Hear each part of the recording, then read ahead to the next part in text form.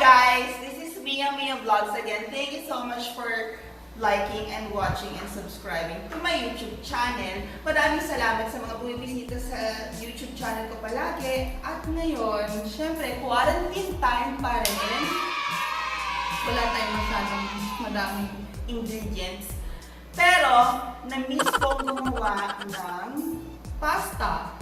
Dahil dyan, naisipan kong gumawa ng low-cost tsaka budget na pasta sardines. Kasi syempre, di ba, hindi naman tayo lagi nakakapag-grocery, hindi tayo nakakapag-palengke ngayon dahil quarantine. Tsaka iniiwasan natin sa social distancing, iniiwasan natin umalis-alis sa bahay. So, kulong-kulong muna tayo sa bahay. Kung meron tayong mga ingredients na na meron kayo sa bahay, go, go, go! So, dahil dyan, karamihan naman siguro ng mga although wala akong natatanggap na relief goods ha, hoy, Quezon City or Caloocan City, oh my God, wala akong natatanggap na mga relief goods.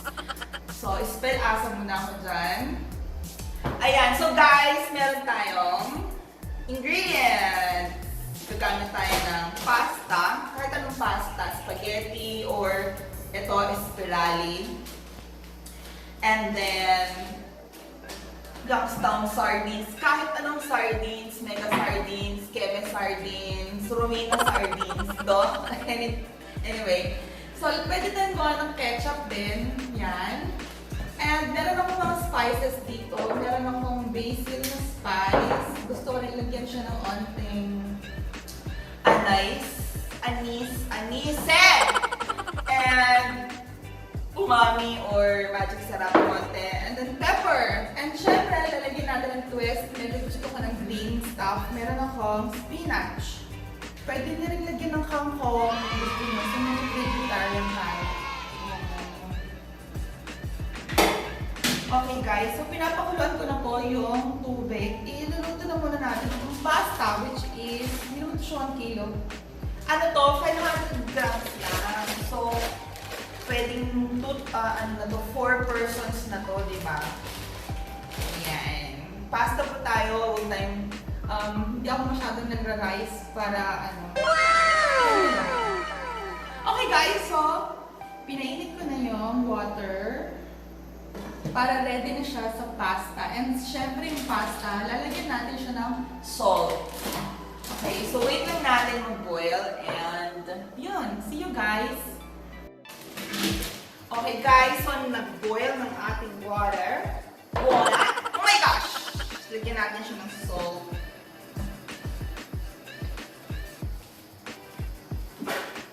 Para ready. And lagyan natin siya ng onting oil. Para maluto natin yung pasta. Let's put it in a boil at least 5 to 10 minutes. Or hanggang al dente. Alam niyo na yun. So, kailangan natin siyang al dente. Okay? So guys, I'm sure naman alam niyo na kung paano magluto ng pasta. Diba? So, boiling lang po siya. Okay, boil lang. Iwan na natin. Iwan na natin siya ng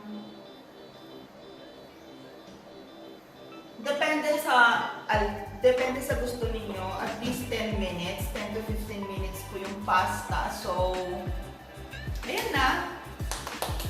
Wait na lang natin. A few moments later. Ayun guys, so kanina, nag-boil na tayo ng pasta and eto na siya, al dente na po siya.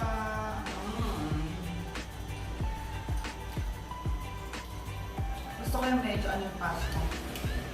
Hindi siya soggy. Ayaw naman natin ng, hindi tayo gumagawa ng chicken soup. Pasta po, so, ayan.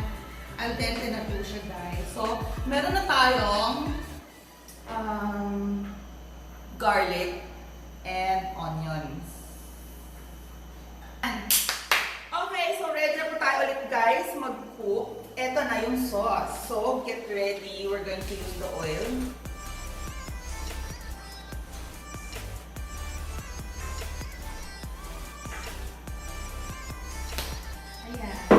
So, nandiyan na po yung oil natin. Yan ang oil natin. And, syempre, buksan naman natin itong mga sardines. Of course, kasama yung tomato sauce ng sardines. You actually need that.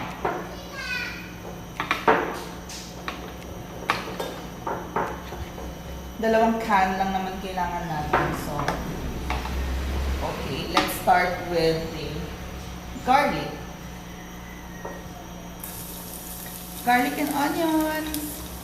Yeah. Actually, pinagsasabay ko na sila kasi hindi naman siya ano. I just wanna retain na hindi overburned. Hindi masyadong burned. Garlic and onion. Medyo brown lang. So, saute lang natin. Brownish.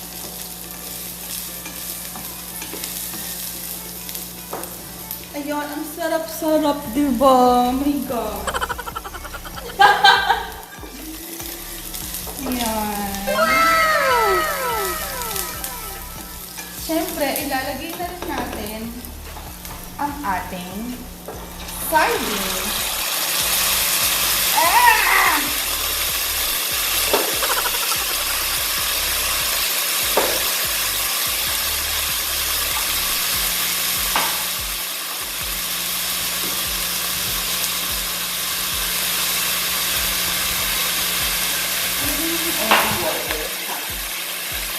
Ayan.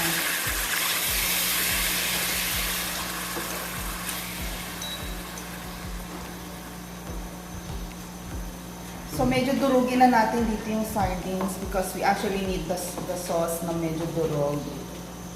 Para na siyang tuna casserole din and stuff. So, ayan. Just durog it like that. Ganon! Durog-durog. Tapos, syempre, lalagyan natin konting water. Yan. May water na siya. For the saucy, para saucy. So, gusto ko, ayokong... Yan, lalagyan natin ng magic sarap. And then, I also want... Gusto ko nung ano... Yan, gusto ko nung may anise. Masarap siya. And then... yung basil natin, para medyo Italian ang dating, my God. And then pepper. Ayan. So, napaka-spicy ng ating, at napaka-spicy, napaka-sosyal ng ating sauce. Definitely, huwag natin kakalimutan ang ating ketchup. Para medyo may tangy. Basta medyo, para medyo curry boom boom siya. Yan, medyo mas saucy. Oh, we like putting salt. And then salt. I always use rock salt. So, yan. So, nalagyan na natin ng salt po yung ano, diba? Yung pasta. Ayan. Okay, guys. And syempre, ilalagay na po natin ang ating spinach leaves. Ayan, perfect. Parang medyo healthy ang datingan. And with a twist of lemon. Ayan. Perfect lemon. Oh, yan, lemony. And then, don't forget our cheese. So you can pwedeng cheese na kahit ano, ayan, parmesan or whatever. Ayan po guys. So, babaan na natin yung heat para maluto siya. And takpan mga 2 to 3 minutes. Okay guys. Game.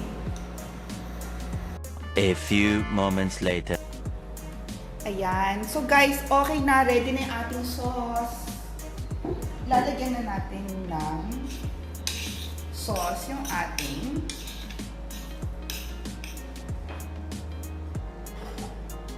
plate.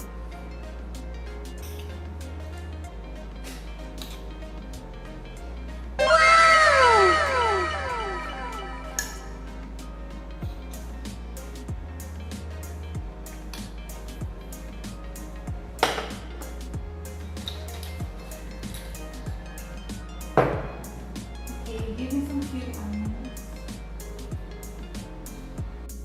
Ayan guys, so ready na ba kayo? Ready na ako.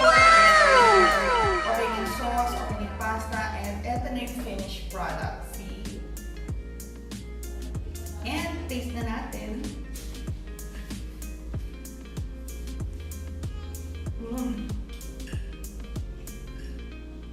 Amazing.